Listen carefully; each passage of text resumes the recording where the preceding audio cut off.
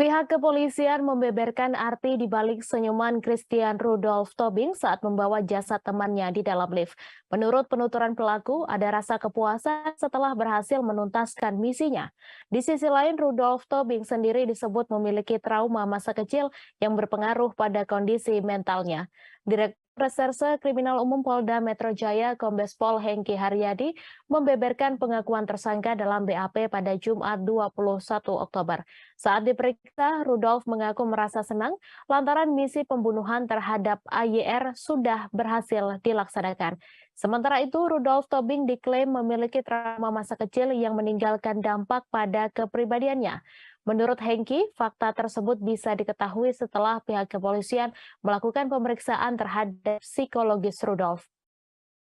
Rudolf Tobing disebut kerap dianiaya saat kecil. Ia dipukuli oleh sang ayah hingga akhirnya berimbas kesulitan mengontrol emosinya.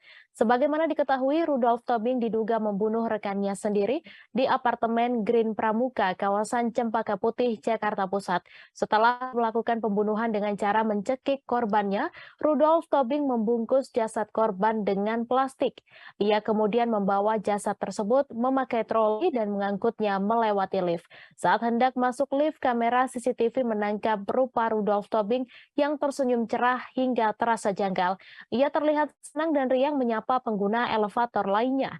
Kemudian Rudolf Tobing membuang jasad sang rekan di bawah tol Becakayu, Bekasi, Jawa Barat yang kemudian ditemukan pada Senin 17 Oktober. Belakangan diketahui bahwa Rudolf Tobing merupakan pendeta muda yang aktif dalam pelayanan gereja. Unggahan di akun Instagramnya dipenuhi ayat-ayat kitab suci dan kiprahnya memberikan khotbah di depan altar. Hingga saat ini belum jelas alasan Rudolf Tobing melakukan pembunuhan terhadap AY. Namun pihak kepolisian sementara menduga perbuatan tersebut dilakukan karena motif sakit hati.